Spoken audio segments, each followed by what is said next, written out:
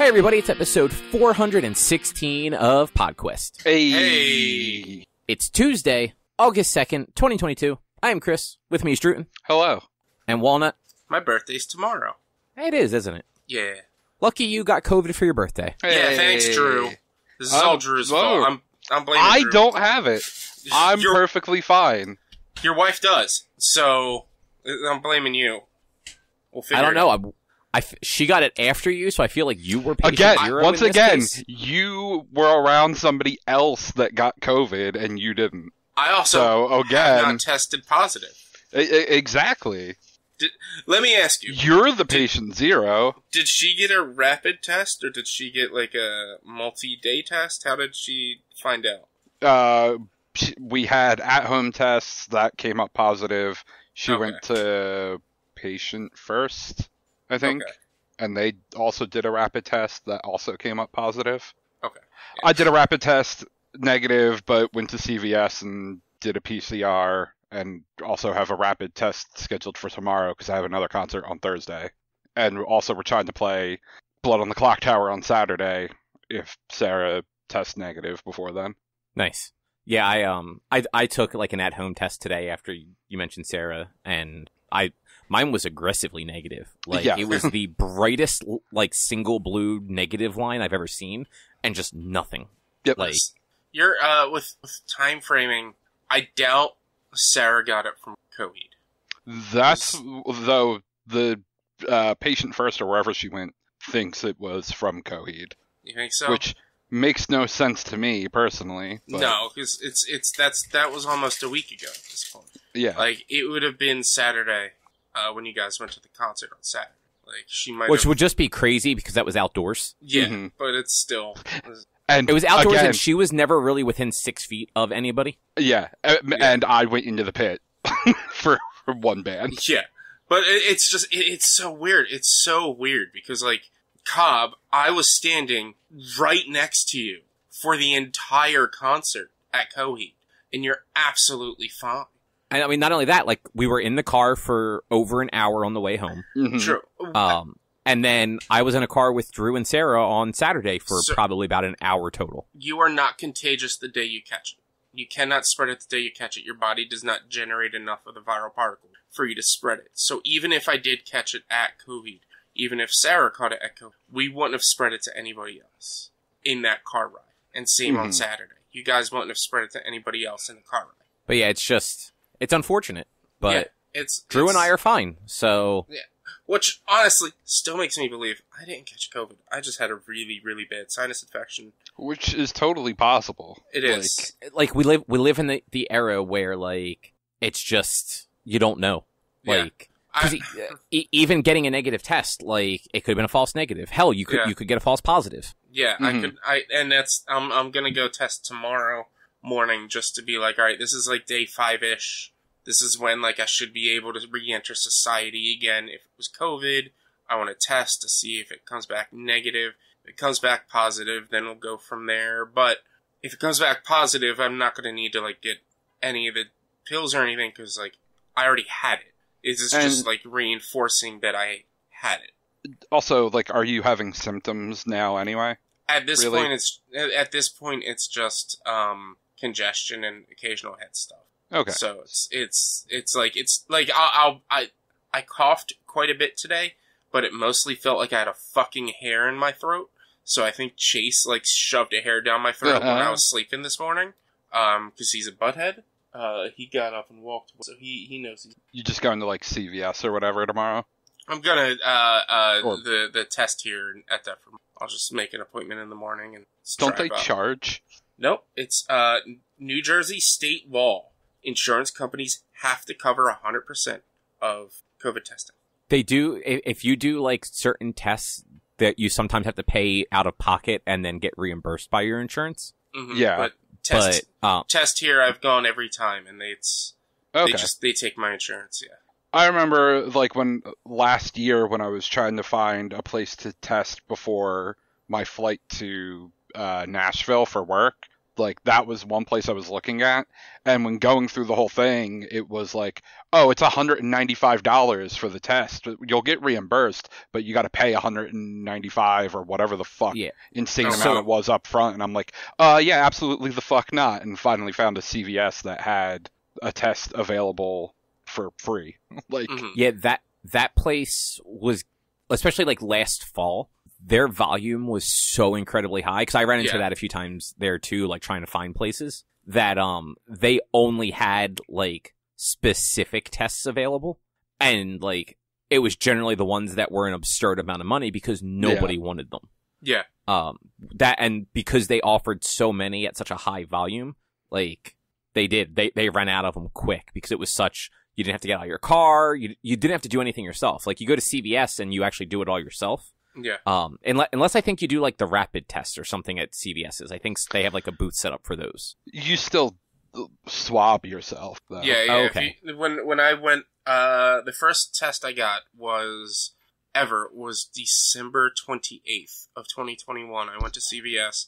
They put it through the drive-thru. You'd swab. They time you and everything, and then you give it to them, and they send it out or whatever. And then the next test I got, which was January 4th, a week later, I went to test here, and they just do it all there. And then I did another test the 14th of January of this year, and they did the same thing. They do it all themselves there. So. Yeah, so I went to the Deptford one once, and yeah, they like, you know, you roll up, they check you in or whatever, they do the swab, and off you go, and you get an email a little while later.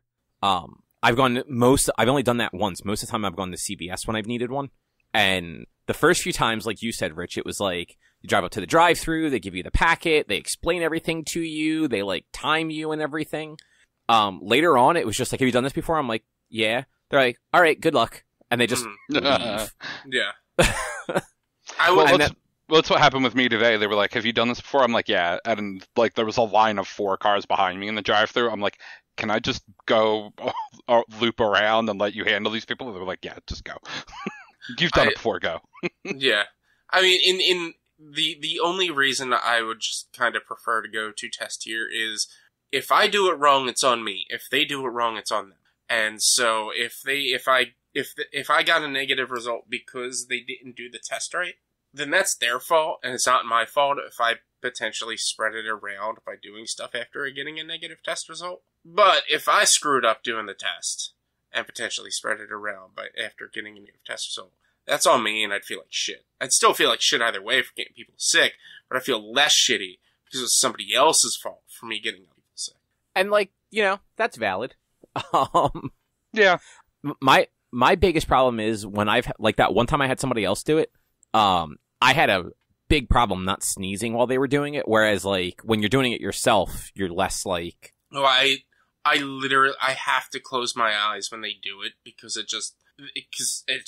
I can't not close my eyes. I can't, like, it doesn't hurt, but it's that tickle, and that, like, I gotta focus on not reacting at all, so I have to close my eyes and just, like, don't do it with anything, because it's so weird. That's the only way to test it, and it's so abrasive. Stick a thing all the way up to your brain and then pull it out, and do it in the other nostril. I mean, look, that's it. You know, Ren and Stimpy used to do shit like that all the time. Yeah, but like they can tell you your like full ancestral history by like you swabbing your cheek. How is it that they can only find COVID by poking your brain with a little fucking swab? Well, they could probably also poke your lungs, but poking your brain's a little less invasive. True, I guess. You know, but anyway, like, we have a nerd podcast to talk. Sure, kind of. What's on the agenda? Oh, on the agenda, we're gonna have a quick convo about The Flash because it's ending next season. Then Cobb, I assume you watched Paper Girls. I did. And then we all watched Everything Everywhere All at Once. And then there's going to be a talk about books, I guess. Sure, I think that's it. Yeah, no, it's a relatively short week this week. Yeah.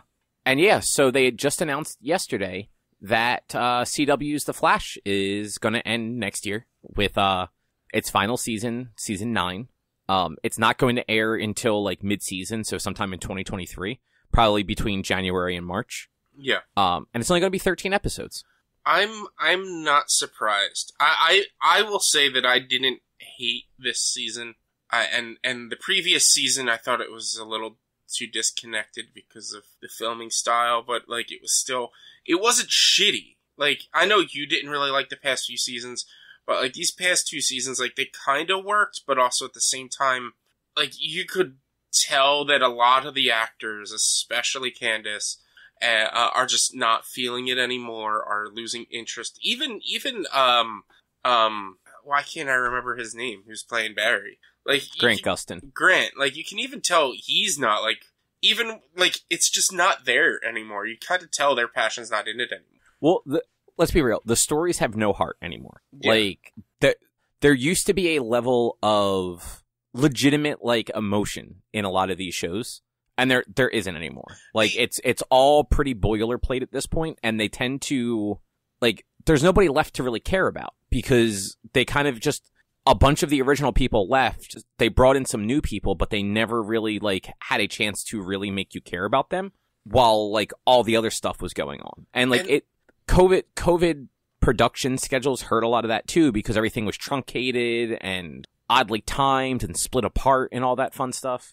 And I think a lot of what it is they relied way too much on Reverse Flash. Because they've dealt with Reverse Flash in however many fucking seasons and specials and whatnot and shows. And even this season as well, they dealt with Reverse Flash. And like, I'm sorry. Spoilers. I'm sorry. Season's been over for 2 weeks, 3 weeks now, something like that, a month. I think it's been longer than that.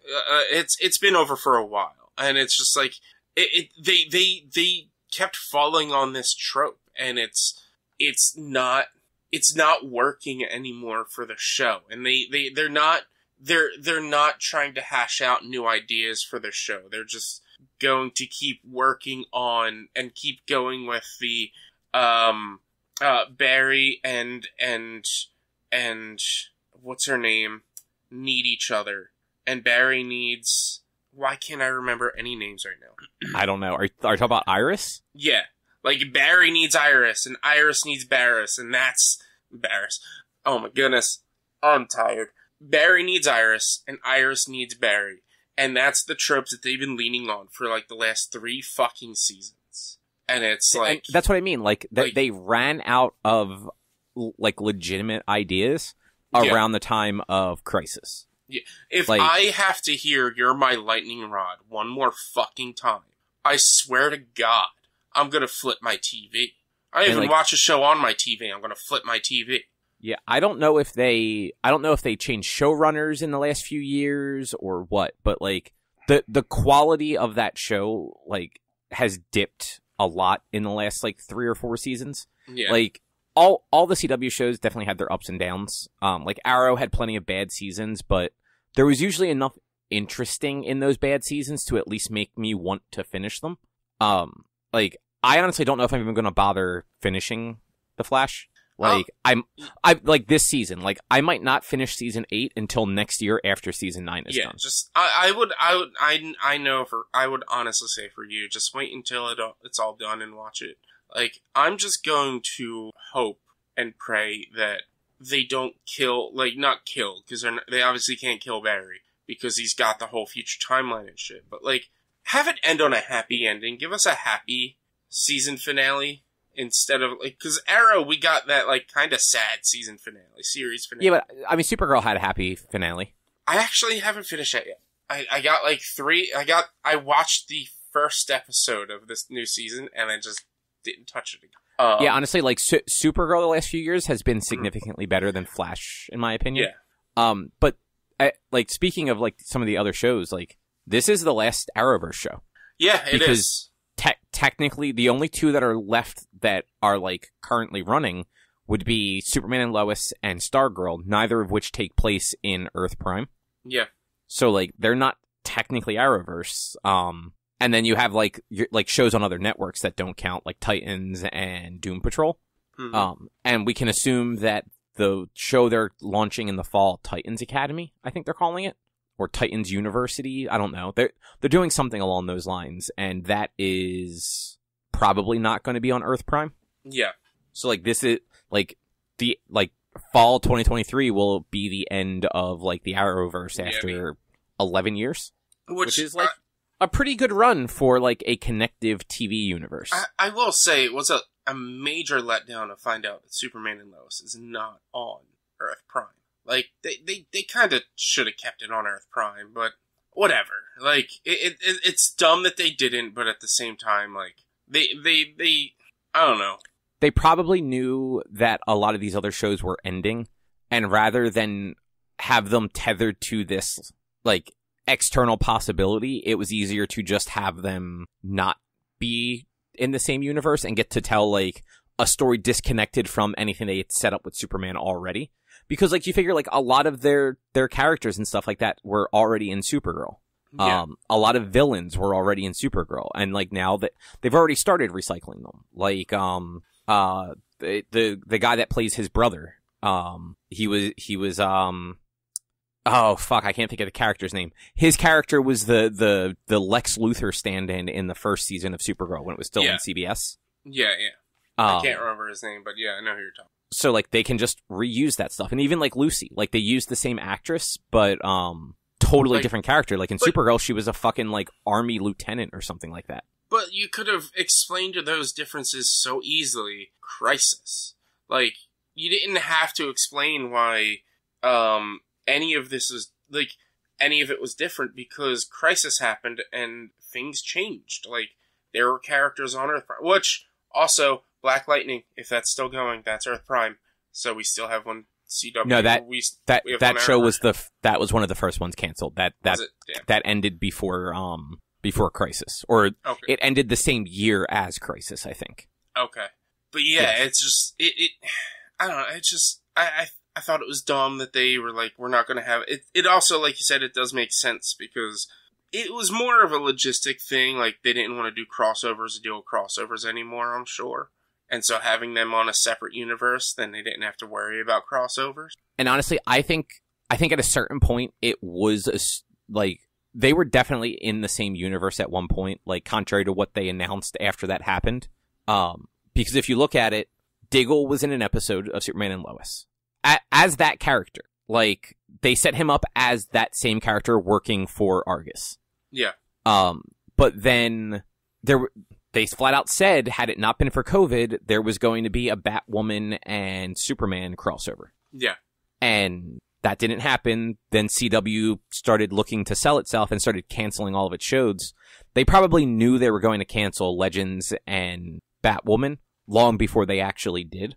Yeah. So when it came to season 2 of Superman and Lois, they're like, all right, yeah, you guys aren't going to be connected to them because, like, the show you were most closely connected to ended. And we're canceling these other ones. So really, like, you can just be by yourselves. Like, this way you can just do what you want, how you want, when you want.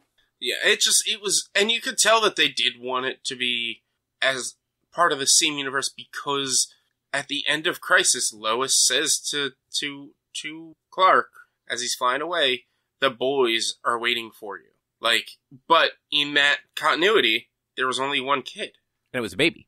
Before Crisis, and it was a baby. And then it's like, oh, there's 2 boys. And wait, they're waiting, like, are they, was that, like, a term of, like, oh, they're waiting for you, they're getting ready to go to sleep or whatever? Or is it, like, are they actually, like, sitting here waiting for him? And, like, I think we even had discussions of how it could possibly be, one of them could have been, Batman's son or whatever and stuff like that. But, like, it then turned into what we found out, which, still 100% could have been in the same universe until they're like, oh no, we're just going to write it off as he's been the only hero ever. Yeah, and Drew, now that all these shows are ending, do you think this is the time for you to dip into them?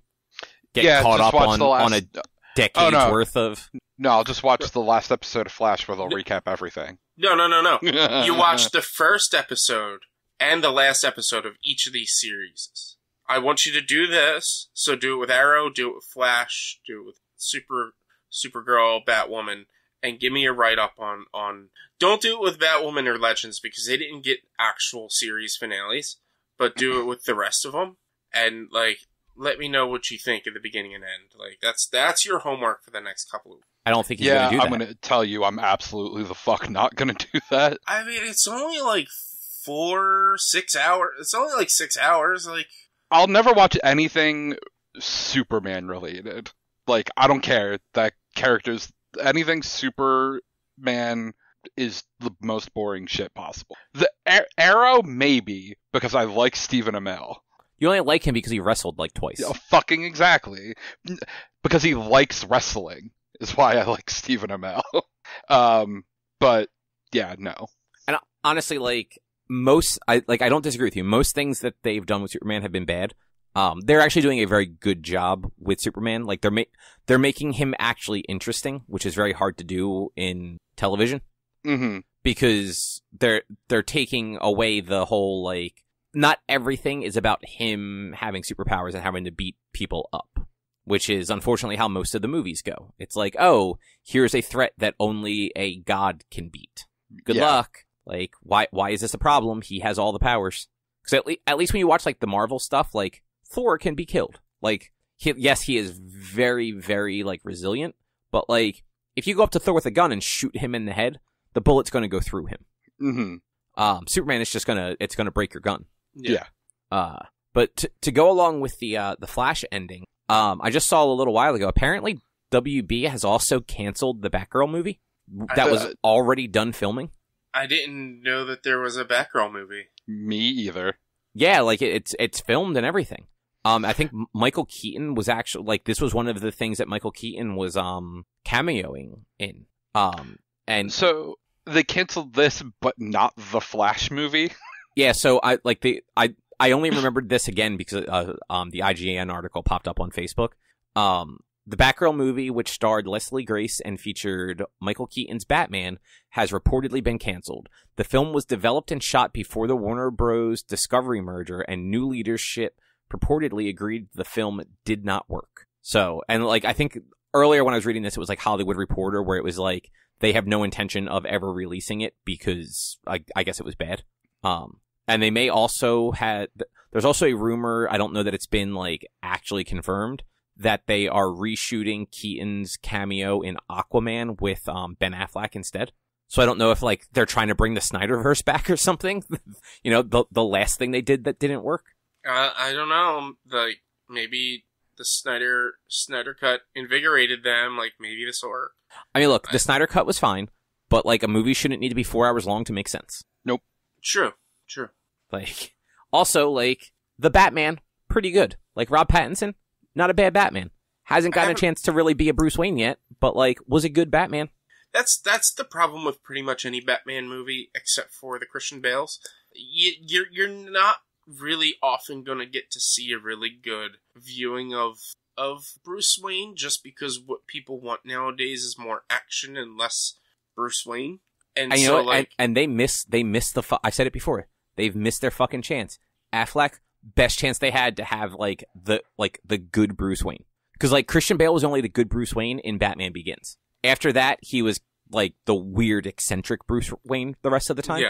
Yeah. But, like, they could have, like, Ben Affleck can be a charming motherfucker in movies. Yeah. Bruce Wayne supposed to be a charming motherfucker. And they just dropped the whole ball on that one. They just made him an angry old man. Man, I don't know what I just did to the outline, but I fucked that up for a second. It fixed itself. No, I undid it. You got to stop playing with shit.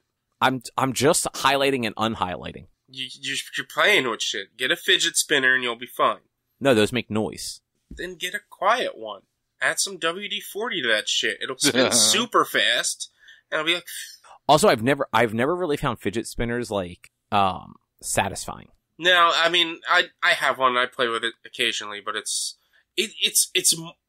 more for people who need to just be touching things and playing with things, like my brother, like me. Like, I have coins on my desk. I have a bunch of Pokemon coins, so I'll twirl them in my fingers while we're talking. Or sometimes I'll even, as dumb as it sounds, I have a pair of fingernail clippers that, like, I'll spin around and open up and then close. And that's kind of the same idea for fidget spinners. It's just something to move around in your hands, because that's if you're Italian, you fully understand it. You're just an antsy child. It's fine. I mean, yeah, that too. I need to be doing something with my hand. But anyway. Paper Girls. I've seen this on, what is this, on Amazon? Yeah, it's an Amazon. It's based on a comic by Brian K. Vaughan and Cliff Chang, if I remember correctly. Do either of you guys know anything about it? Nope. This is literally the first I've ever even heard of it. So it is. It's about a group of girls from 1988 that they are paper girls, like deliver newspapers. And they're all independent. Like the show does not start with them knowing each other. A couple of them have like reputations for one reason or another. And shit goes sideways, and this show involves a bunch of time travel shenanigans. But it's really, really well done. I don't want to spoil too much about it. The time travel stuff happens literally in the first 25 minutes or so of the episode of the first episode. And it's like in the first issue of the comic. But it's basically about these 12-year-old girls trying to figure out how to get back to 1988. Okay. Meanwhile, there are these different organizations basically that they're kind of along the lines of the TVA from Loki. Like, one of them is trying to keep the timeline intact and remove like things from it that cause it to not be correct. And this other one is basically trying to liberate the timeline. And, these girls are kind of like caught in the middle of it somewhere, but like, it's not, a lot of people were comparing it to Stranger Things. And I get that it's got the 80s motif thing going on. It's like preteens, like all that stuff, but like these kids don't have special powers. Like people are stupid, and if it has 80s motif, they're gonna say it's Stranger Things. But like it does have a lot of like surface level things in common with Stranger Things. But like once you get past that surface level of just like aesthetic, it's very different, because like nobody has superpowers. Like the things that seem like they could be superpowers it's future technology. The most mystical thing they have going on is these time rifts that open up. But otherwise it's very much a character driven show. Like you are watching it for the interaction of these four girls as they are learning about themselves, each other, and like what the future holds for them in different ways. Because like, they're kids, like they don't know what else to do. So when they go into the future the first time, like they seek one of themselves out, basically. So like they find an adult version of themselves. And then like when time travel happens again, they find an adult version of another one of themselves. Like, it's like one of those things where it's not like sitcom, like movie of the week style stuff where like they're learning something from these different versions of themselves. But they are kind of learning about themselves at the same time. If that makes any sense. Mm-hmm. And it's just, sense. It was really, really well done. It's 8 episodes on Amazon Prime. It's the first season. It seems like it's been doing well enough that there will be a season 2. I hope so, because like it does end on a cliffhanger. I'm trying to think what else. It's got, I can never pronounce this guy's name. Rich, you have watched Brooklyn Nine-Nine and The Good Place, right? Yes. Drew, have you watched either of those? I've watched some Brooklyn Nine-Nine. All right. I don't know if you'll have seen this guy, but he's a guy that you would probably recognize.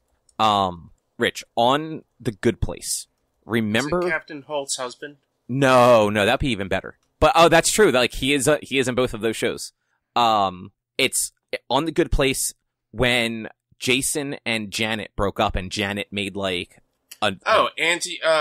Jason something Manalukas or something like that. Yeah, Manalukas or something. He is in it as like a reoccurring character that he is both creepy and very funny. He wears sandals and socks, and the first time you see him, he's wearing a Tupac t-shirt. Like, he's great. That guy's just like that guy in things. There's also some Weird Al references, which is great. I think this is actually just kind of funny. So Brian K. Vaughan wrote this comic, and he also wrote the comic for Why the Last Man, which was another TV show that came out last year that didn't do quite as well. Both of those shows, independent of each other, titled one of their episodes, Weird Al is Dead. Nice. And apparently he got both scripts like within like a week of each other, and had to like talk to the showrunners at each show to be like, hey, y'all know that like this other show in development that I'm a part of has the exact same titled episode. Like, different episode number, but same episode title. Yeah. It's Jason Mantzoukas. Thank you. There we go. Mantzoukas. Yeah, he's great in things. He's very funny. But yeah, like this show has just a lot of like goofy and funny stuff. Like the one girl, her hamster is called Weird Al. So at one point when they time travel to the future and like they're all kind of like trying to like come to terms with that, the girl is just like, and Weird Al is dead, and everyone's just like staring at her like, what? There's also there's a scene where one of the girls gets her period for the first time, and like they don't have money, they're in the future, they have to go steal stuff, and then they're all sitting in a circle behind like a 7-Eleven trying to figure out like how those things work. And it was just like they're all like reading the instructions and like passing them around, like utterly confused, and it was just it was very funny, even as like a guy who's like never been through that. Like it was very funny, and like Erica was like cracking up on the sofa watching it. Okay, yeah. But like, just it was such a well done, like well acted, well scripted show. Definitely worth watching. It's one of those weird Amazon things though, where some episodes are a little bit longer than others. So like they all average around 40 minutes. I think a few of them hit like almost 50, and like one or two of them are only like 30. Yeah. But definitely worth checking out if you have time. Yeah, I was unconscious all weekend. I'm behind more than I already was, and I'm so mad at them. Well, now you can spend the next like week catching up on things, including Paper Girls. Yeah, because I'm probably not going anywhere tomorrow, just because I'm still not going to feel great. Yeah, and I mean, it's your birthday, so like, you took off from work too, right? I took off the next 3 days plus Saturday and Sunday already. So. Nice. So you got plenty of time to watch all 8 episodes of this. Yeah, I'm gonna be 100% honest. I'm probably not. It sounds silly and funny, but it doesn't sound like something I'm at all going to be interested in. I don't know. I actually think you would like it a lot. Yeah, I mean, I don't know. Maybe, but I don't know. Just watch the first episode, see how you feel. I got stuff I need to watch. Like what? Stranger Things season whatever. You have like 2 years before you have to finish that. Umbrella Academy. I actually have to. We need I still to get have to back watch to watching that. I want to watch I know it's bad. I want to watch the Resident Evil series. I'm a little bummed at how bad people are saying that is. I want to watch RRR because I know you guys aren't going to want to. No, that's like it. Part of me would love to, but it's too long to watch a subtitled movie. It's just over like 3 hours. Yeah. 3 hours and 7 minutes. Like, I can't even do like a half-hour anime subtitled anymore without being just utterly distracted. So like I want to watch that. There's a bunch of other things that I've had on my that like I will know of when I look at my Netflix. You should try watching things more often so you're not so far behind on everything. It all came out at the same time, and then I had to stream for a month straight, and so I didn't have time to actually sit down and watch shit. Watch parties, man. You could watch that shit on stream. Kill 2 birds with one stone. No, I can. I would have gotten kicked off of Twitch. No, people do it plenty. You don't stream the actual show on Twitch. You watch it, tell everybody when to start it with you. And, exactly. And like you do like commentary tracks. No, that's just no. Dude, people do that shit and they get thousands of viewers. Yeah, I know. I think that's dumb. I don't like the idea of it. Like if the community were ever to be big enough and like on Discord be like, "Hey guys, let's watch this movie together on Discord." And we all watch it and riff tracks it or whatever on Discord or whatever. Sure. But I'm not going to like post it on I don't want to monetize myself watching something. That's just dumb. See, you don't want to make fun content. That's not fun content. Maybe for you, but for somebody else, it might be great. I mean, then you do it. I don't want to be a streamer. Then find someone who wants to do that. Like I said, there are plenty of people that do that. I'm trying to help you. I think that is dumb. That content is dumber than the girl who's on the current, or who's I believe still on the longest subathon ever, and like her stream background will just say, "I'm in the shower right now," and it's just her room while she's in the shower, and nothing is going on. I think talking over nothing, because you also can't have the audio of the show either on there. You're just sitting there talking, is dumb, because that also doesn't create any possible chance for future VOD. with that, because it's like, I mean, that person would also then have to watch it and time it properly and things like that, and then you'd have to worry about ads during the VOD and things like that. So it would just be a pain in the ass. Man, this guy's never watched a commentary track before. Seriously. No, I've never cared for commentary tracks on like DVDs and shit. Man, I listen to stuff like that all the time. Why? Why not? I don't know. It's just I would silly. rather listen to somebody talk about a thing I find interesting than watch somebody play a game that I don't find interesting. That's fine. I would rather not sit there and watch a movie with my face on the screen the entire time watching a movie. Like, that's dumb. That is just stupid. You're gonna be looking at my face for 2.5 hours while I'm looking at my computer screen. No, I'm gonna be having the movie running with your stream in the background.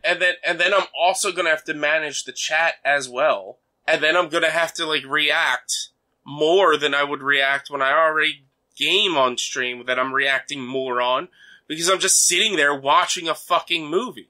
It's stupid. Man, you're missing a whole demographic out there. Mm-hmm. That's the demographic I don't want then, I guess. It's fine. Man, they're the one that'll just throw money at you, though. It's fine. That's fine. But do you guys want to talk about Everything Everywhere All at Once? Sure, let's get into it. Since Richie hates fun. I don't hate fun, because then that would mean I would hate this movie. Then I guess I hate fun. We already know that. I will honestly say, I thought this movie was a blast. It was wacky and goofy and silly, but also, like, serious in the right notes. The action was just ridiculous, and just thematically, it was just weird and just great all at the same time. Yeah, I enjoyed it a whole lot, too. Like, I feel like the, like, fight choreography was good. The Rakakuni joke was good. Everything else just fucking was stupid as shit. Oh, that Rakakuni joke was so good, though. Oh, But- that was the best part of the whole movie. But the And it's Rakakuni... not even fucking close. I'm sorry, Rakakuni was the dumbest joke. It was still hilarious. You're saying everything was stupid. Rakakuni was stupid. But that was the greatest joke on there. Yeah, Also, fucking it was hot stupid. dog fingers. Hot dog fingers was the dumbest shit. Like that, on dead serious. That's the thing that probably fucking killed the movie for me. Like I was like, okay, no, fucking fuck this. And every time it went back to it, it just got worse. And like, yes, Rakakuni was stupid, but it was the right stupid. Where Hot Dog Fingers was the wrong stupid. Like Hot Dog Fingers was just like, no, just get the fuck out. Yeah, not once was it funny. I did not enjoy the hot dog fingers. I thought it was kind of like, I don't know, so just did not enjoy that bit. But the Rakakuni made up for it, and it was such a good callback because like earlier in the movie, she's like the thing with the raccoon, the Rakakuni, and then like the daughter's like, you mean Ratatouille? And she doubles down and is like, no, Rakakuni. Yeah. And then there like, just happens to be a universe where Rakakuni is a real thing. not only and is then this a real thing, like it's a real thing. Yeah. Yeah. And then fucking, like, she finds that guy in the current universe and fights with him on his shoulders, controlling his hair. It was the dumbest thing. And then, oh my god, the butt plug fight. Like, Oh, that are was you kidding? Again, that was another thing that I was like, yeah, cool, saw this coming. It's fucking real stupid. They like, did you kind of didn't- choreograph that one when they showed the awards early on Yeah, with Jamie obviously. Lee Curtis. But like the fact that like that fight reminded me like up until the guy came running and jumping over like the staircase, it was like that fight in Endgame with Black Widow and Hawkeye, both trying to like be the one to throw themselves off the fucking cliff. Yeah. Or I It's mean, like just there's plenty of other movies where people fight over things, but that's just the one that it reminded me of. Yeah, Mhm. when she showed that she had 3 awards and they looked like butt plugs, I was like, oh Jesus Christ, this is gonna be ridiculous later on. And then, but like, they had the whole sequence with the two of them fighting fighting for them. And then the dude just comes out of fucking nowhere and just lands right on the one that they were fighting over. And it's just like, that killed me. I was just like, this is, like, why? This is amazing. Like, why?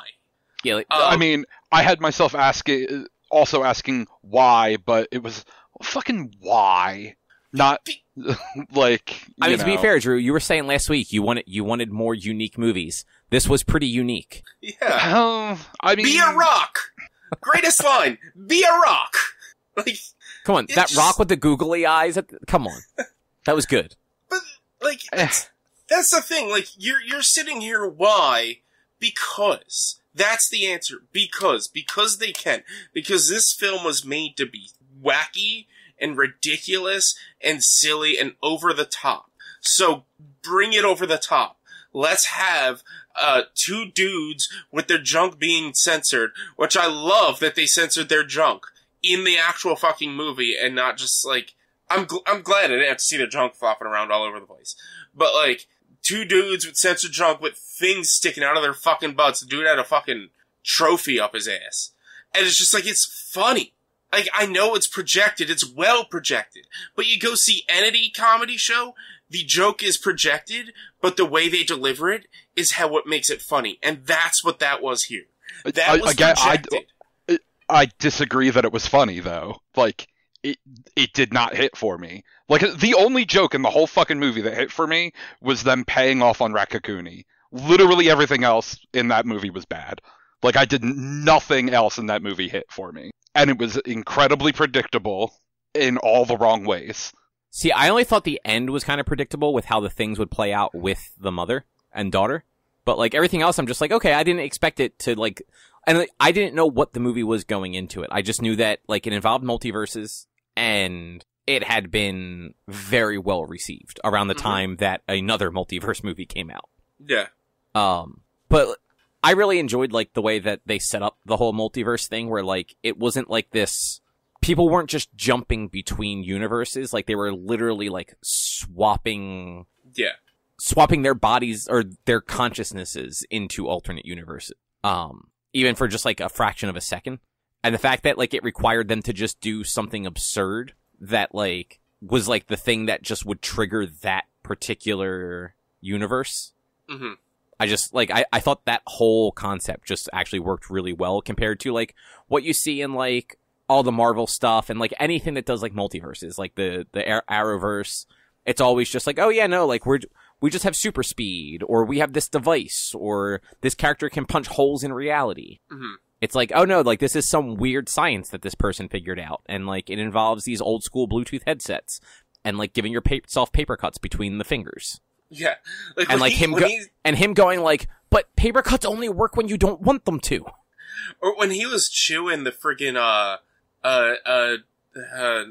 chapstick, I was just like, come on. Like, that was more cringeworthy to me than the paper cuts.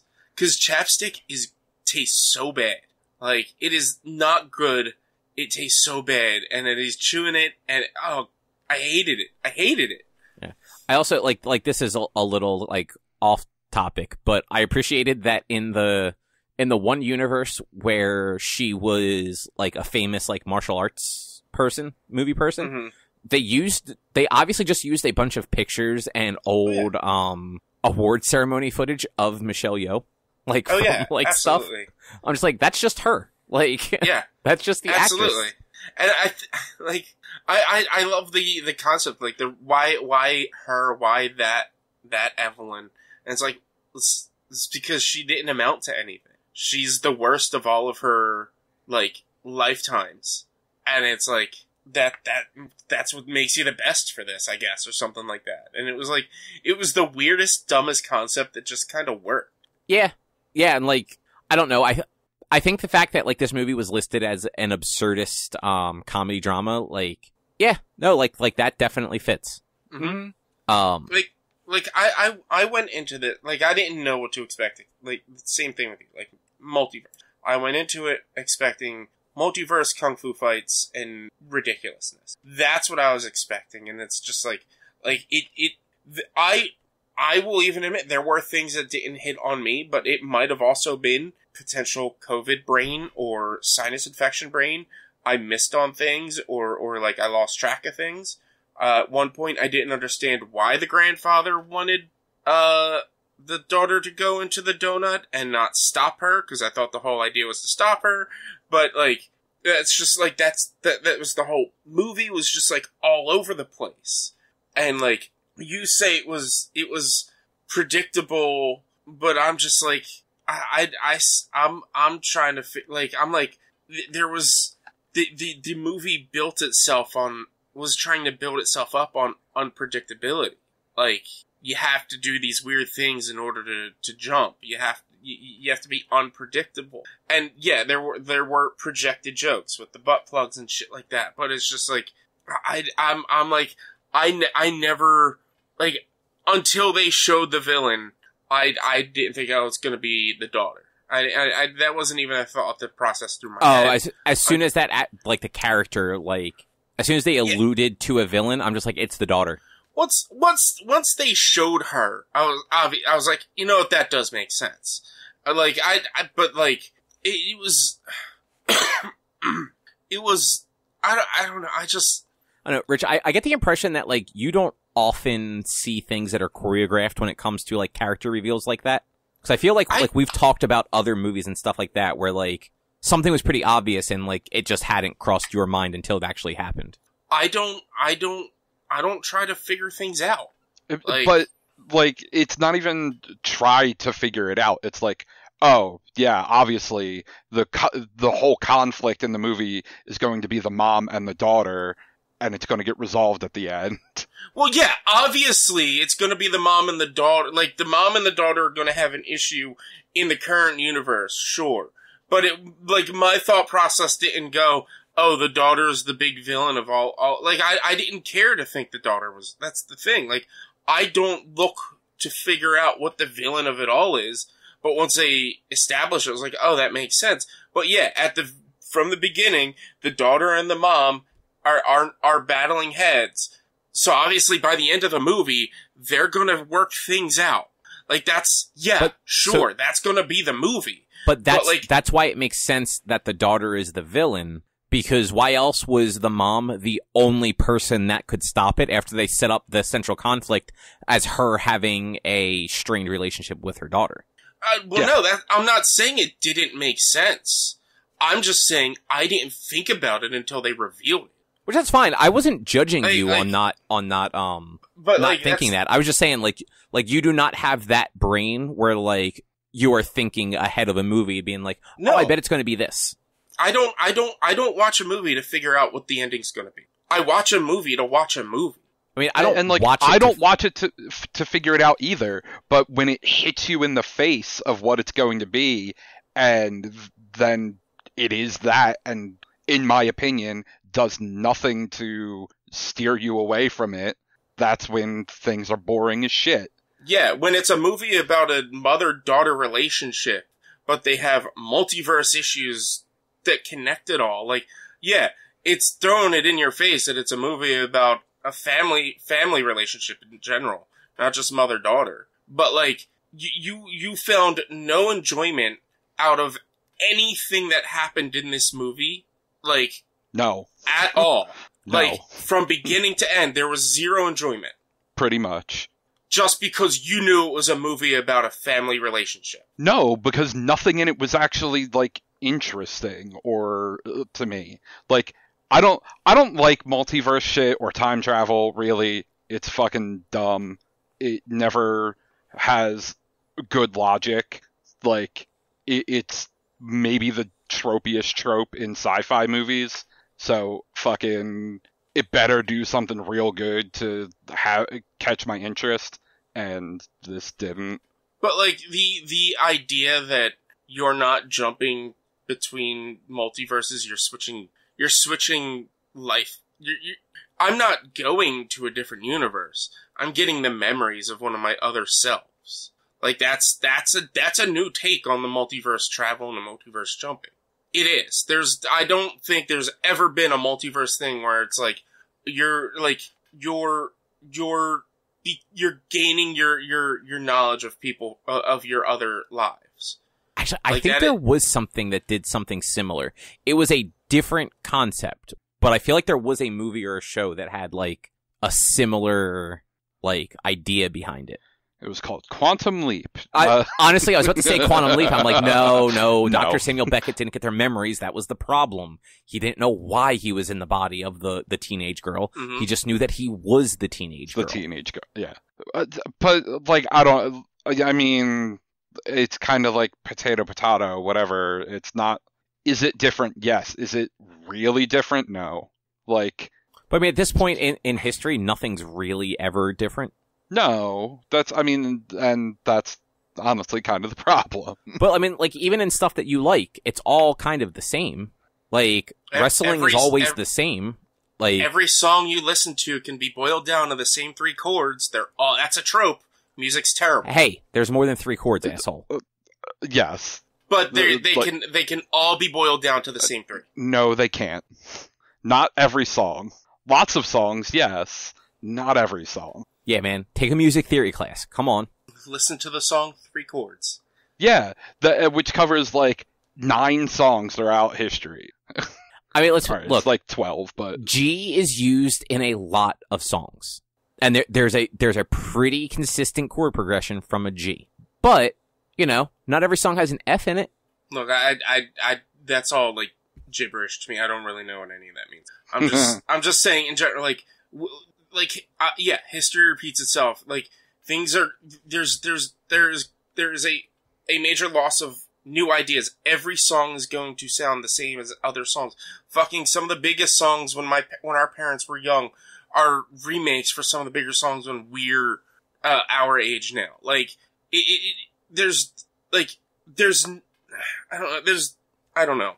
It blows my mind. Like, this is the movie that I have heard across the board everyone raving. Like, and this is a very different kind of movie than any other movie that we've discussed, that we've talked about, that we watched. And, like, across the board, people have said this is a great movie. And it blows my mind that you found zero enjoyment in any of this. Well, he liked Rakakuni. Yeah, he liked a 30-second bit part. Like, Rakakuni probably played a good, maybe minute in the entire 2-hour movie. It was at least 2 minutes. It blows my mind, because, like, there's... I mean, like, just straight up, we've talked about this multiple times. I don't like movies. I don't like television shows. Like, with rare exceptions, like, Parasite is, like, the exception that proves the rule. Like, movies, I can't. It's fucking... I don't like watching movies, especially alone. Like, it's not a thing that brings me almost any joy on the vast majority of occasions. Yeah, Rich, I'm actually surprised that you are still confused when Drew doesn't like things, because I've just accepted that he's not going to. It does. No matter how much I can accept it, he's not going to like it. It still doesn't confuse. It can't confuse me. It confuses me. Like, I don't understand how you can just find no enjoyment in movies. Because it's 2 hours where things, all art is subjective. Yeah. First of all, so, and like I said in the Discord, no movie ever made is a must-watch for every person on the earth. No movie will appeal to literally every single person. Like, Paddington 2 does not have 100% on Rotten Tomatoes.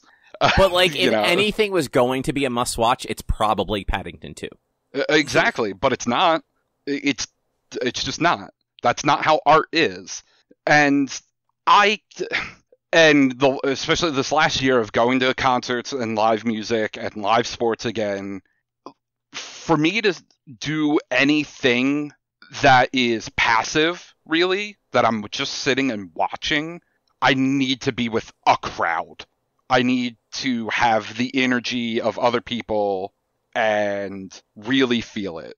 But also, like, even like but movies and theaters don't even really do that for me. Even though you're with a crowd of people, you're silently observing it by yourself. Yes. Like a concert is a different experience because you are with a group of people that are all engaged with the thing. Yeah, you're singing along, or at a sporting game, you're chanting and cheering, or fucking at wrestling, you're chanting and cheering. Like, it is a communal experience that movies and television just aren't, and I don't like it.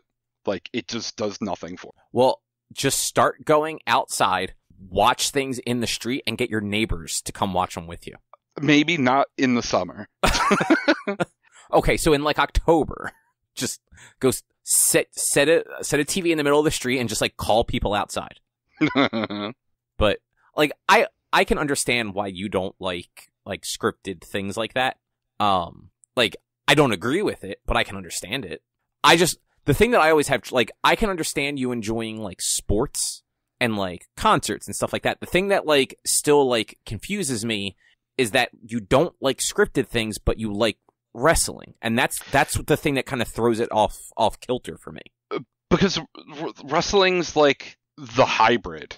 It is not scripted. It is predetermined. Like, there's a difference. Like, literally not every single thing they're saying are they saying it multiple times and doing 50 takes. Like, it's one shot, baby. You go out there. If you fuck up, you're getting hurt.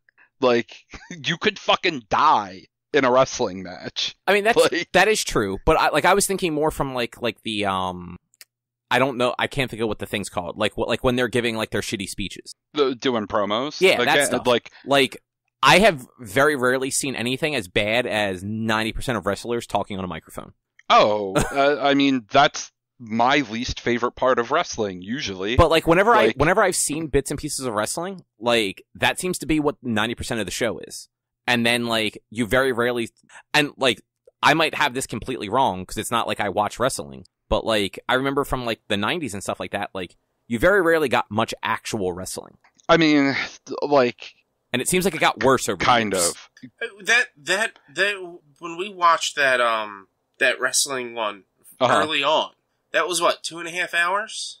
It was probably more like 4, I think. Yeah, it was long. It was like 3.5 hours, and 2.5 of those hours was that Jericho match. But yeah, that was early on AEW as well, right? That's what it is. Yeah, It was early AEW, so they didn't have all that showboating. So like, I can imagine like that for someone like you. Sure, that is what you want, but like, I can only imagine how bad it's gotten now that AEW has gotten as big as it is, and how much more of a spectacle it is, and less of just a show. I mean, I went to their show in Philly in April. They do tapings for about 4 hours because they film stuff for their YouTube show before Dynamite. So that starts at like 7. Then they do Dynamite from 8 to 10. And then they do Rampage, which airs on the Friday. It's Dynamite's live on Wednesdays.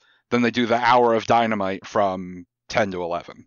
And it's mostly wrestling. So is it really just WWE stuff that's just mostly guys sitting in the ring talking to each other? Yes. But now Vince McMahon has retired, and apparently that changed, like, the reports coming out of Raw last night where it was a lot more wrestling. Huh. And a lot less talking. Because, like, not all of those guys seem to be good at what they do. But, like, there are, like, clips I see on Facebook of, like, wrestlers doing stuff that it's like, that's incredibly impressive.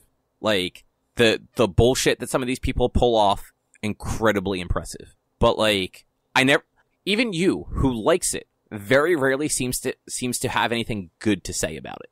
And like about WWE is what I mean.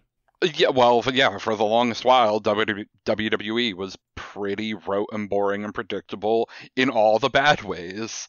Like, there was a year like 4 years ago where it was like, oh, in the November, we all knew Roman Reigns was going to win at WrestleMania. Like, the reports of that plan for 7 months later leaked out, and sure enough, they go through and it's like, okay, yep. And then he wins, and it was like, we all knew this, and then the match that got at the end was boring as shit, and everyone hated it. Like, Roman was the babyface and got fucking booed out of the arena. Like, yeah, it's been bad. Like, I fully admit wrestling often is bad. Like, and you know what? Like, plenty of movies and TV shows are also bad, and I still watch them. So like, I get it. Like, I would rather watch like a bad movie than 5 minutes of wrestling any day of the week. That's preference, like, between us. Right, exactly. I'd rather watch 5 bad minutes of wrestling than most 2-hour movies. Um, Well, I mean, I'd rather watch 5 bad minutes of wrestling than any bad movie. no, like I would rather Because watch. No, no, I'd rather watch a legitimately bad movie than 5 minutes of good wrestling. No, I'd rather watch 5 bad minutes of wrestling than any bad movie ever. Because I'm not wasting my time on a bad movie if I don't have to. I'd rather waste the 5 minutes of bad time on a move on wrestling and be like, fuck this shit, I'm wet. So I think the difference there is kind of like what you and I were talking about very briefly yesterday. Is I don't necessarily mean like a bad movie, like just straight garbage, like Jingle All the Way 2. I mean like a bad movie that actually has some like entertainment or like redeeming qualities to it. Like apparently that movie bad Bullet movie, like The Room. Yeah, apparently like that movie Bullet Train with Brad Pitt. I thought that movie looked like it might have actually been kind of interesting. Like in a dumb, stupid way. But apparently it's a 57% right now. So Yeah. maybe not. But like could still be. Cause like when you look at like the ratings for something, like it definitely like if it's like in that like just in the rotten category, it's usually actually like just a bad, uninteresting movie. But if like it goes far enough down, then it's like, oh, this is like a train wreck of a movie. So it's probably at least going to be funny, even if it's not supposed to be funny. Well, it's like a bell curve. Yeah. Or like a reverse bell curve. Like if it's in that like 40 to 50 range, it's probably just boring and not watchable. Then when it gets to that like 25 to 15 range, it's good bad. Like, you're watching it because it's a train wreck and laughing at it when you're not supposed to. But then once it gets back under, like, 15, it's just so unwatchable. Yeah. Yeah, that's actually, yeah. Like, Fantastic Four. Like, what was that on Rotten Tomatoes? Like a 7 or whatever? That movie was fucking unwatchable. Yeah, like, that is a very, very bad movie. But, like, I'm trying to think of, like, another, like, movie that was, like, down there, but, like, kind of, like The Room is one of them. Like, I've actually never seen that, but I know that's how people always describe it, is it's, like, such a bad movie, but it's, like, funny because it's so bad. Oh, I've watched it. It's fucking hilarious. But, like, it's not supposed to be. No, not at all. But, like, the acting is... And look, The Room, 26% on Rotten Tomatoes. I was just trying to find that, actually. Like... It's real bad, but you're laughing at some of the, like, complete absurdity of it that, like, it's entertaining to watch. So, here's my question for you, then. So, I get the idea of liking, like, the more communal experience, like going to a sporting event, going to a concert, like that sort of thing. Mm-hmm. But, like, you will also watch every football game that airs on a Sunday in October at home by yourself. Uh-huh. Like, how is that any different than watching, like, a mediocre movie? Because it's sports. But, like, it's live. But, like, it's most of that is mediocre right at best. I fucking don't care. Football is the second best sport out there. Like, give me football. I think I know what it is. Drew, and your favorite movie ever is in Matrix, right? Because it'll also deal with numbers, and you're a statistics man. No, so that's what it is about sports too, right? Numbers. I mean, that is what it is about sports, like numbers and stats and. Just keep the bit going. I'm just making a joke. Keep the bit going. You love the Matrix because it's about numbers, zeros and ones. I mean, like, I feel like there's sure. I feel like you could have grabbed a better movie than The Matrix for a math joke. I mean, I could have gone with Good Will Hunting.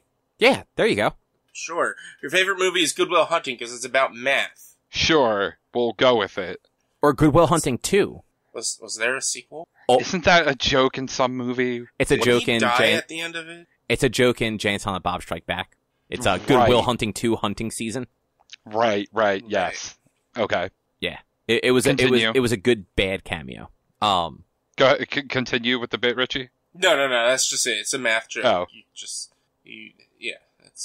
You like your favorite movie is The Matrix because it deals with numbers. But also, like, to the communal aspect of watching sports, like, you are hearing the crowd cheer and react. Movies and TV are just, you're dead. It's dead. You're just watching what's happening. There's a laugh track in some TV. That is true. That is true. can't say the last show I watched with the laugh track that I actually enjoyed. What if I feed in crowd noise the next time you have to watch a movie? You know what? Maybe. Let's find out. All right. What if Richie just comes and watches it with you, and every few minutes he just applauds? No, I'll just. No. You gotta get a soundboard that has like different reactions, you know, and when the bad guy comes on screen, you just hit the boo, boo. When a fight's happening, you start like you get the slow build of cheers that ramps up and ramps up. No, we're gonna start off with just crowd noise, just generic crowd noise, what they were pumping in during the 2020 and MLB season, and probably every other season, and go from there. And right, see but works. those also had like, it wasn't just like always just a dull chatter. Like there would be like Did they have excited crowd noise when like a score happened. I didn't actually get to watch any games during the past few seasons, so I don't really know. And like I'm the absolute opposite. Like there is nothing entertaining about watching any sport on television for me. Like it is the worst time. So like I completely understand like your kind of like opposite, I guess, mentality to that. Mm-hmm. Because yeah, like I would rather do absolutely anything than watch like any amount of football on television. Whereas I put on Red Zone and literally watched 10 straight hours of football on Sundays. Yeah, like that's. I watch from one. I don't always watch the Sunday night game. Depends who's playing. But if like the Eagles or Broncos are playing, I'm watching the Sunday night game. So I'm watching football from 1 o'clock to 11 o'clock. Yeah, meanwhile, like I will watch, like I will have the TV on all day while like doing stuff, but will not watch sports unless I'm actively at the game. Like I legitimately enjoy a baseball game. Do not want to go like watch them on TV. Well, love going to a game though. Love watching the game at the actual park. Very good time. Yeah, I mean, baseball on TV sucks. But I feel this like out of the two of them, I find baseball on TV more watchable than football. That's one of the most insane things anyone's ever said about sports. I do not find anything interesting about football, and even live. I don't like football is one of the sports I dislike the most. Like I find it so fucking boring. But you don't find like 18 and a half seconds between pitches boring? No, because it's kind of like, I don't know how to explain this. It's like the expectation that it is a more like slow paced experience than like football, where like that shouldn't be as slow as it is. But having played baseball, fucking baseball should not take 4 hours. No. Ever. I mean, it should never take more than 2. And it routinely takes longer than an NFL game. I mean, that is true. Like, it always takes, like, every sport takes longer than it really needs to. But yeah, an NFL game should not take longer than an hour. I mean, no. Advertising probably should get them to, like, 2.5. You can advertise between quarters. Or like, that's the thing, though. Like, yeah, baseball shouldn't take that long, but at the same time, like, I don't remember. So if football was played with absolutely zero, with absolutely zero commercials on it, it would always take longer than an hour and 21 minutes because there are 2 minutes between, or actually I guess an hour and 19 minutes because there's 2 minutes between the first and second quarter, 15 minutes for halftime, and 2 minutes between the third and fourth quarter. But the clock stops a lot in football. It's not a running clock. Yeah. The only sport with a timer that has a running clock is soccer, but also it doesn't. Yeah, soccer doesn't make any sense. Stoppage time at the end for all the time that they would have just stopped the clock for otherwise. So why the fuck don't they just stop At least the clock? every other sport, you can tell how much time is left in the regulation time of the game. Like, you know when there's only 2 minutes left in a football match, even if it really is longer than 2 minutes. But like in soccer, it's like, man, there could be 5 minutes left. There could be 5 hours left. Who the fuck knows? Mm-hmm. Man, soccer's, Actually, that is a sport that I also cannot watch. I think soccer's interesting. Can't watch it. I can only watch World Cup, and even that is pushing it. I'll watch golf before I watch soccer, but I really love so. Oh, I hate golf. I don't think golf's a sport. But see, the thing about watching golf on TV, or I guess even if you went live, like, if you're sitting at one hole, it's like you have the one group come through, hit their shots, play the hole, then the next group come through, play their shots. Like, watching golf on TV, it's not like, oh, we're watching just Tiger Woods today. Here's Tiger Woods' shot. It's not F1. And now we have to wait 7 minutes for Tiger Woods' next shot. Like, there's 80 players playing, so they can go, okay, here's this shot and this shot and this shot. So at least, like, watching golf on TV, like, shit's almost always happening. Whereas, like, watching a baseball game, it's like, oh, ball one. Now it's 28 seconds till the next fucking pitch. Here's the thing. I love baseball. Baseball, my favorite sport. I've never gone to a baseball game to watch a baseball. I've gone to a baseball game to hang out. I've had people over to watch baseball games to hang out. And I've said this multiple times, even on this podcast. The MLB is the world's most popular podcast. And that's just how, like, it's a slow-going sport, but the commentation is really good. The stories that they talk about, at least they used to be. I don't know if they still are anymore. I haven't really gotten to watch or listen to it. Fucking no. And it's so bad usually. It was the world's greatest and most popular podcast. It could get back to that eventually, but I'm just like, I go to a baseball game to hang out with my friends and be able to say that I went to a baseball game. But also like going to the stadiums, also just like going sports games in general. See, depending on like how the team's performing. If I go to a baseball game, I spend a good majority of the time actually watching the game because like I'm actually interested. Like I for whatever weird reason, and like I don't follow the stats and all because that's just not a thing for me. But like I find the like act of watching people play baseball interesting. I don't find anything like about football though interesting, like about the playing of football interesting. I think some of those guys are insanely talented. And even like the guys that like don't look like they're doing anything are insanely talented, but like it's not interesting for me. Like I don't get any enjoyment out of watching that. But like hockey, love to watch people skate around on fucking knives and hit a tiny little black disc at each other. Mm-hmm. And it's like I can get what you're saying with football, because your problem with football is honestly my problem with wrestling.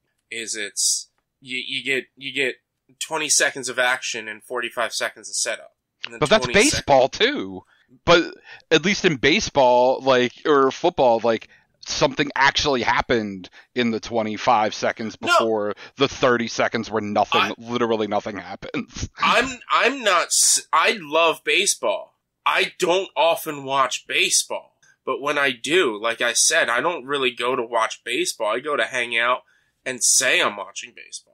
But like I'm there, like to see a little bit of the team, but then just be like, let's get a hot dog. Let's do the thing you do when you go to a sporting event. But like when we watched the wrestling, it was like let's stumble around for 20 seconds. Let's set up this next big move for another 15. Let's go ahead and prepare to do the move for another 10, and then you countered me, and now we have to stumble around again for another minute before a big thing happens, and that's can be what football can feel like to people, especially people who aren't fans. It's you huddle, you get ready, you go do the thing, and then sometimes the thing is just boom, and that's it. Yeah. Sometimes the thing is, oh my god, there's a thing. But I would say a lot of the times the thing is more boom, there's a thing.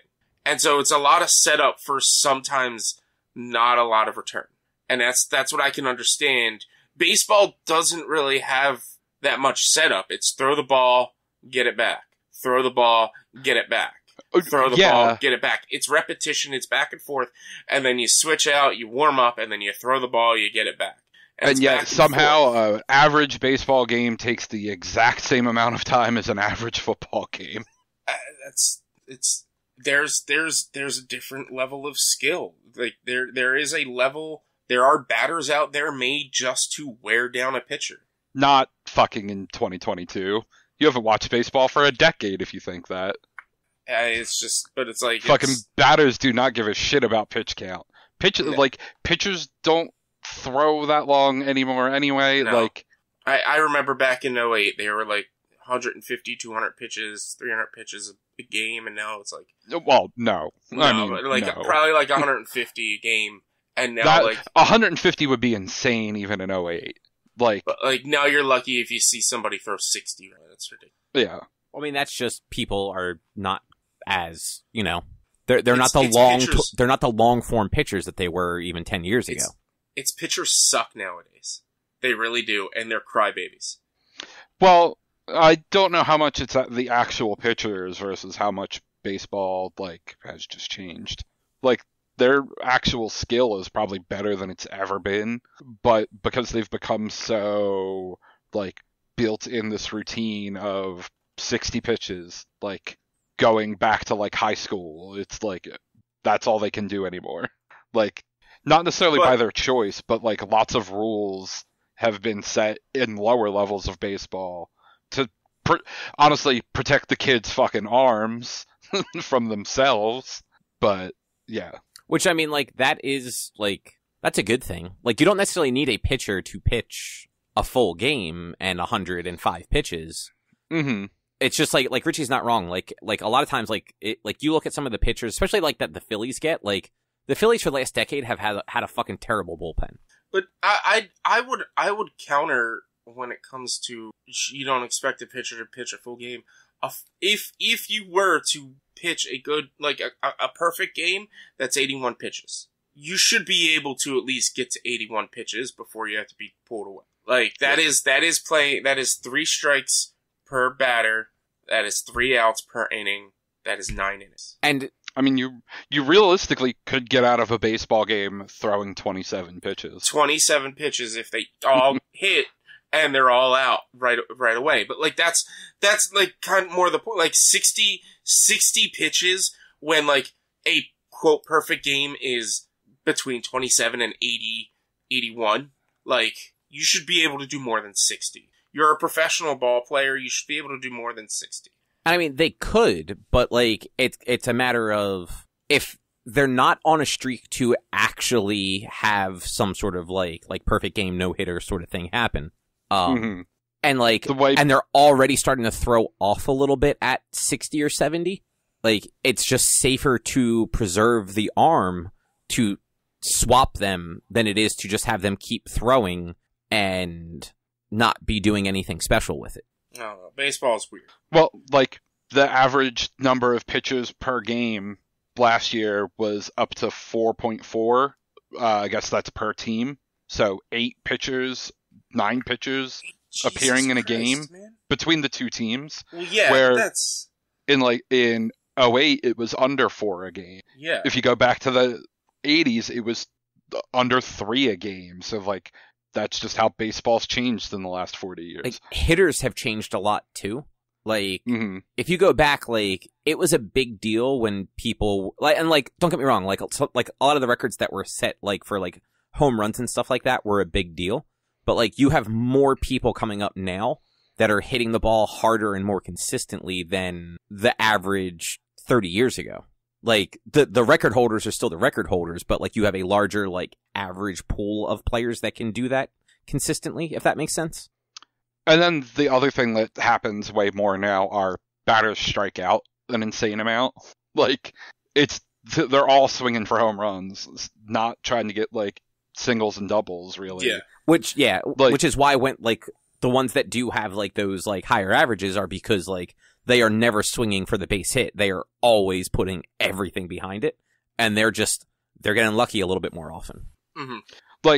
Tony Gwynn had 434 strikeouts in his entire career. He played 20 years. He had 10,000 plate appearances, struck out less than 450 times. Mm-hmm. There are batters that do that now in 2.5 years, strike out 400 times. That's insane. And that's just Aaron it's Judge not real quick. It's not about playing baseball. It's about being the next home run hitter. No, so Aaron Judge, great player for the Yankees, great home run hitter, has already 43 home runs this year. He's already struck out 115 times Jesus. this season. How many games have they played so far? 101. So he has more strikeouts than games played. That's insane. And you figure, like, average what? Maybe, like, 5 to 10 at-bats a game? Oh, no. It's like 5 is high. 4 is probably average at-bats. Yeah, I guess that's true. Like, so he has 384 at-bats in 101 games. So he has slightly less than 4 at-bats a game. 445 plate appearances.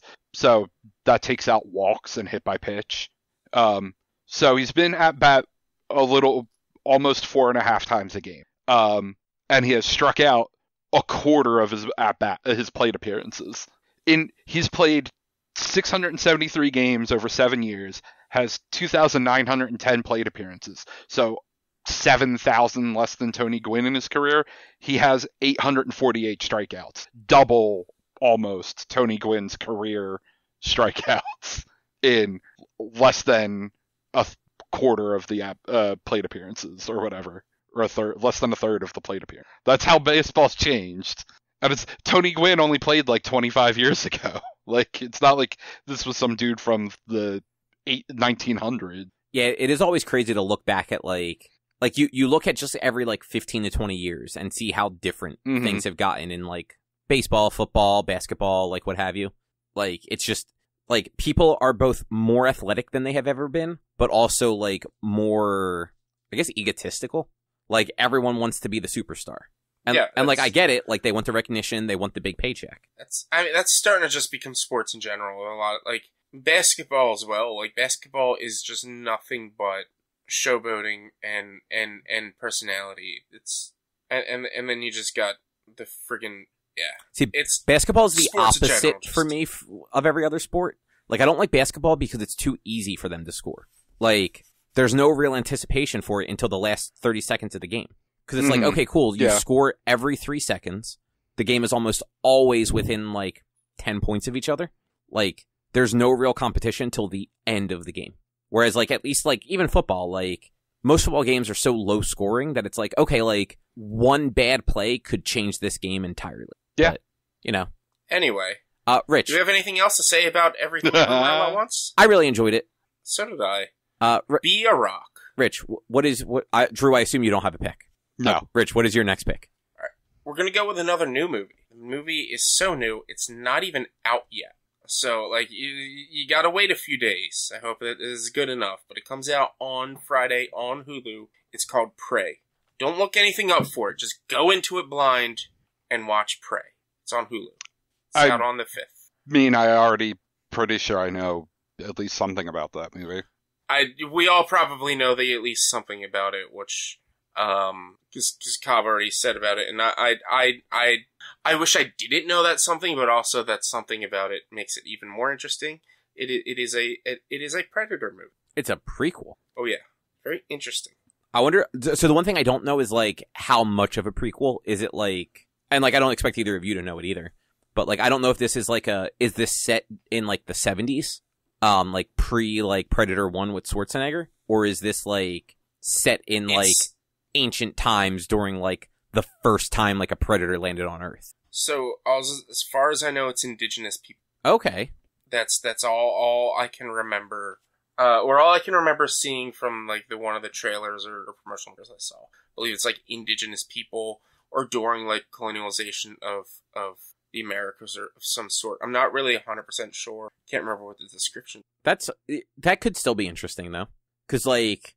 Assuming it has a similar kind of idea as, like, the Predator hunting people, like, it hunting people without any real technology versus, like, every other Predator movie where, like, they've had, like, helicopters and machine guns and shit to go against them. So it is set 300 years ago.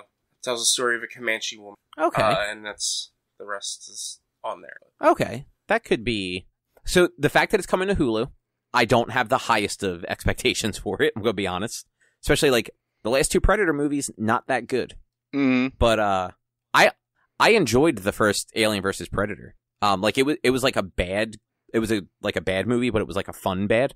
And other than that, like I've never seen Predator 2. I've only seen Predator 1. So I've seen Predator, both Alien vs. Predators, and then the 2010 Predator. I honestly haven't really seen that many Predators. So you're starting chronologically, is what you're saying? Yeah. That's what I'm working on. So is this going to be your new thing? After this one, you're going to watch one Predator movie every week until you've watched them all? No, probably not. Because I have so many other things I want to watch at the moment. But I mean, it's on the list. It is on the list to check out. There's a bunch of other movie franchises that I do want to check out. I can't think of them. It's a big list. Well, start watching stuff more often. If I wasn't unconscious for an entire weekend, I would have watched a lot this weekend. I don't know about you, Drew, but all I'm hearing are excuses. Yeah. I had planned on watching at least either Stranger Things or Umbrella Academy this weekend. But Saturday, my eyes were shut pretty much all day. And then Sunday, I couldn't keep my eyes open for more than maybe 45 minutes at a time. Excuses. To where I was like, I couldn't. It was a shock yesterday. I was able to keep my eyes open all day, but it wasn't as bad yesterday. Did you work yesterday and today? Yep. Not great, but I did work. I couldn't call out because my boss was out yesterday and today, and I needed to cover for her work. So I did her work. You could have called out. I could have, but I covered for her work and then worked on some of my stuff. But I think yesterday I got about 120 of my own things done, and then today I barely got 100. So man, so not only did you not do anything over the weekend, but you slacked at work. You know what? I had senioritis because I have 3 days off. So this last thing, I'm not going to talk about too long. Have you guys ever listened to an audiobook? I've only listened to a bit of the Harry Potter audiobooks when Sarah was listening to them for a while when we were going to and from work. So I don't do audiobooks. I mean, you don't do books in general, so. I mean, I don't mind books. I haven't really gotten into audiobooks. I'll do the audio podcast, or the audio dramas on podcasts and stuff. Not an audiobook, but they're kind of the same thing. They are. So I've never listened to an audiobook before. And I've heard that the Harry Potter ones are actually very well narrated.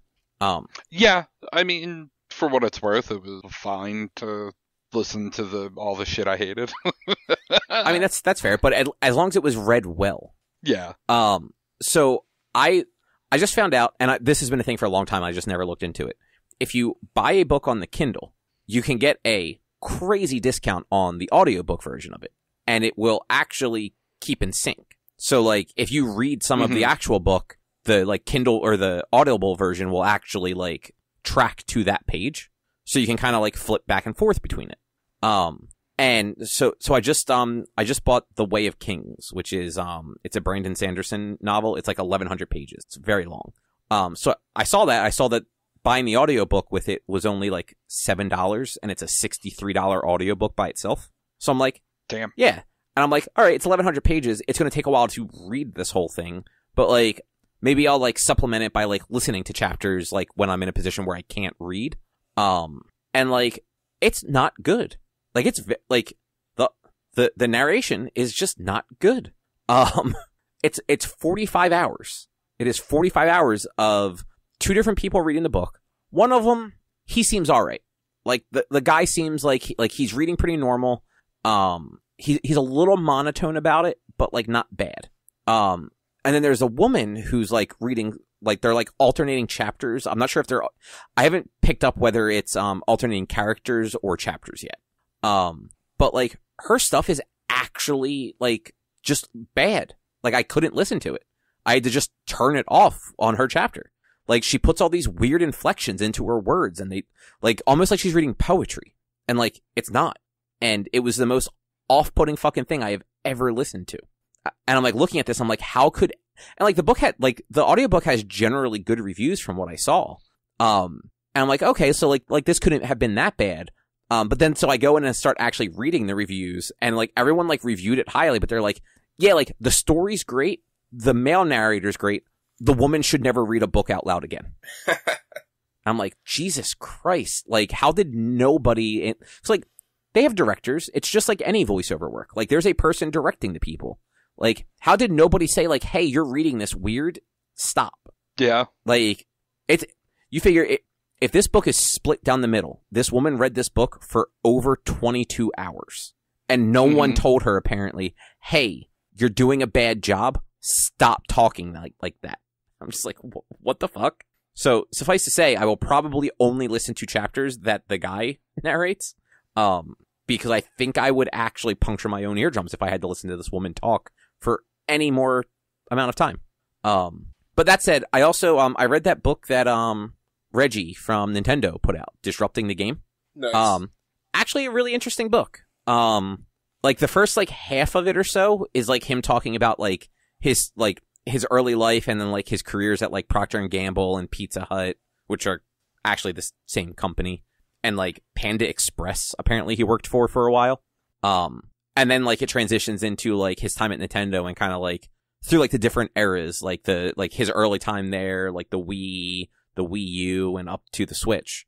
And like it definitely, you know how like when you read something and in your head it sounds like that person? Like this book sounds like him. Like it sounds like everything you've ever heard Reggie say in like a Nintendo Direct or on an interview or anything like that. Like the cadence for just like the cadence and the way the words are laid out. Like if he didn't write this book, somebody else just wrote him perfectly. But I think he did actually write it. So there's that. But it's worth checking out if like you're just interested in a little bit more. It doesn't get super behind the scenes with a lot of Nintendo stuff, and I know that's what some people kind of complained about. But I think it does have a lot of like interesting insights into kind of some of the ways that Nintendo worked in like the early 2000s, and how like it took them a while to realize that. And I mean, to this day, the Western market is a very different market to the Japanese market, and how much that the Western market apparently had to kind of like fight to get things that like from a consumer standpoint just make sense. I believe it. Yeah. I mean, I believe that any Japanese company, I believe that. And like Nintendo, like definitely does not surprise me at all.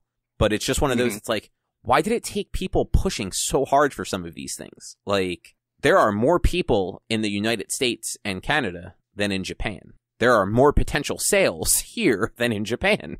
Like, if you market here just as well as you market there, you're going to have better sales. It seems like a no-brainer. But like they were talking like, and I had forgot about this. One of the things he talks about is in like around the launch of the Wii that Nintendo like Japan was like vehemently against packaging Wii Sports with the console. Like they wanted it to be a full price game. And it was Reggie and like the Nintendo of America team that like fought for that, and it was only in the Western market that happened. In Japan, the console was sold by itself. I did not know that. Yeah, and then similarly with the 3DS, Nintendo of America fought for a lower price point at launch. Japan said, no, we're launching it at this price because this is the price that makes sense to us. And rather than like going off of any like research, they market. I think it was like $200 or something like that, or $299 when it launched. Like it was, the 3DS was very expensive. I feel like it was $300. And then they very quickly dropped the price by like $50 or $100 because it wasn't selling at all. And it's just like, no, like that stuff definitely makes sense for how just like rigid Japanese companies seem. Like, not surprised about that at all. Yeah, I mean the 3DS one, like I kind of get. I really wonder how the Wii would have done in the US with no pack-in game. It wouldn't have sold even a fraction as well as it did, because that was the system seller. Yeah, like that was the thing that got people to understand how the thing worked. Yeah, like, and it's like without that, like the Wii didn't really launch with like a strong lineup. Like I think it launched with Twilight Princess, right? Or I think remember. So. But it was also on the GameCube. Yeah.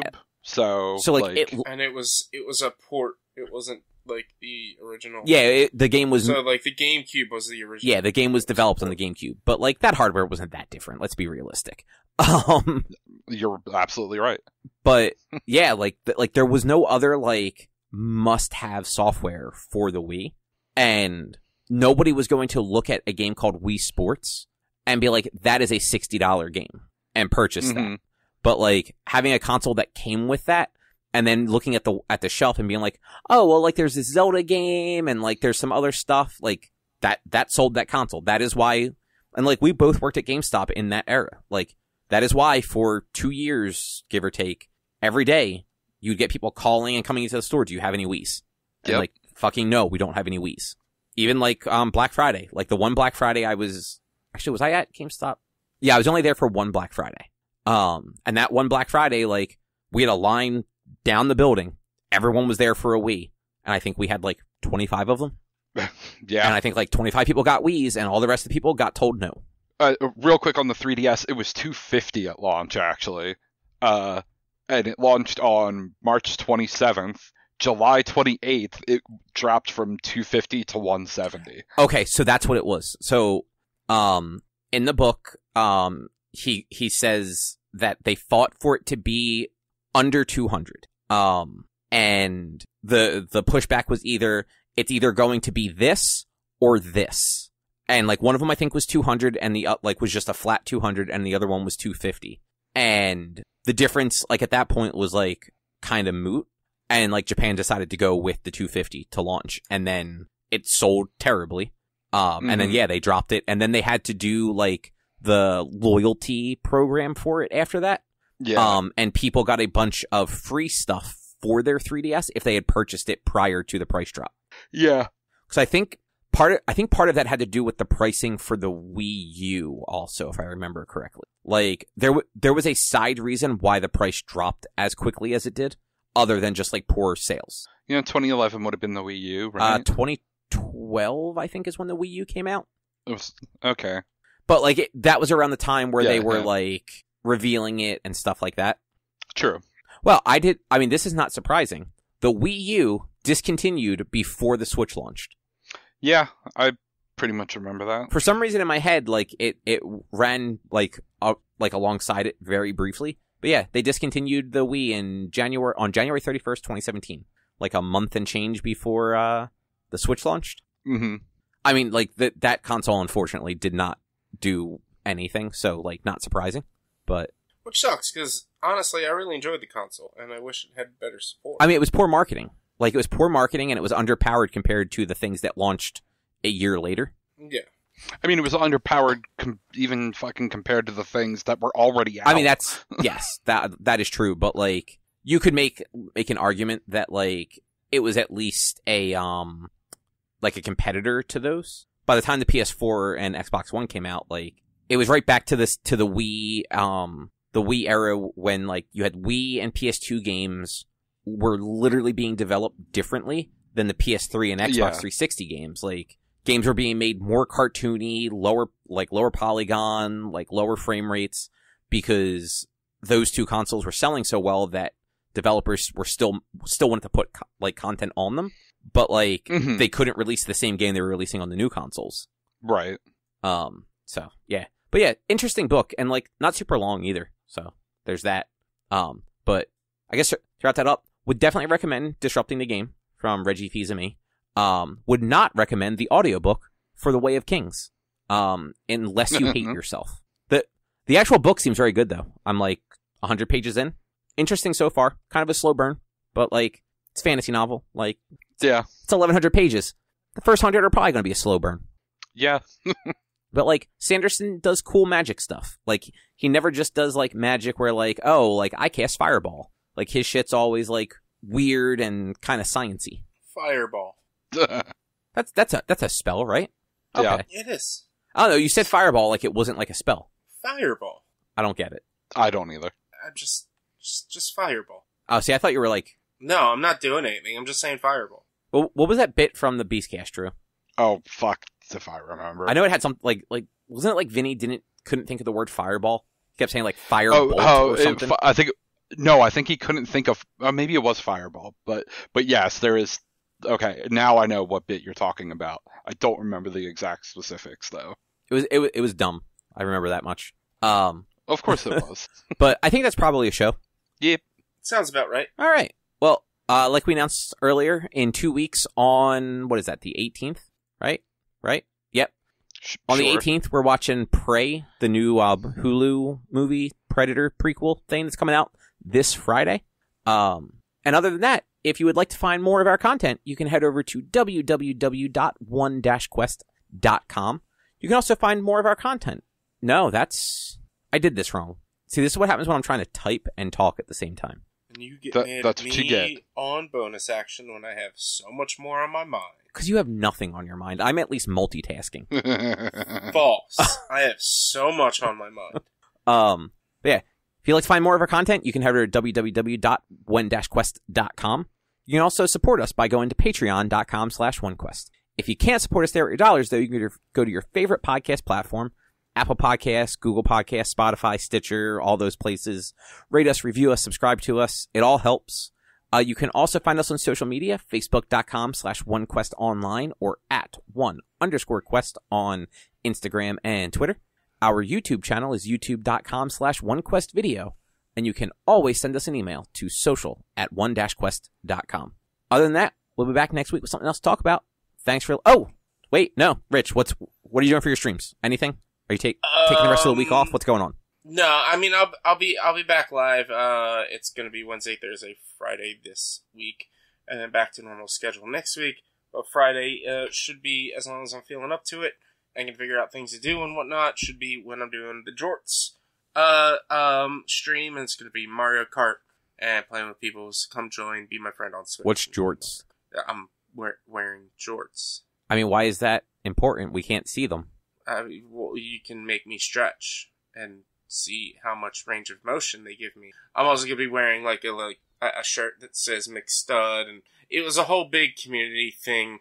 I'll be 100% honest, it wasn't like fully planned out, and then because of all of getting sick, I haven't fully 100% planned out what I'm going to be doing for it and whatnot. But we are still doing it for my birthday, Jort's birthday, on Friday. So on Wednesday, which is yesterday, we would have just played Fall Guys with people for my actual birthday, but celebrating on Friday for Jort's birthday with some Mario Kart and me wearing jorts and shit. Okay, then. And with that, we will be back next week with something else to talk about. Thanks for listening. Bye. Bye. Yes.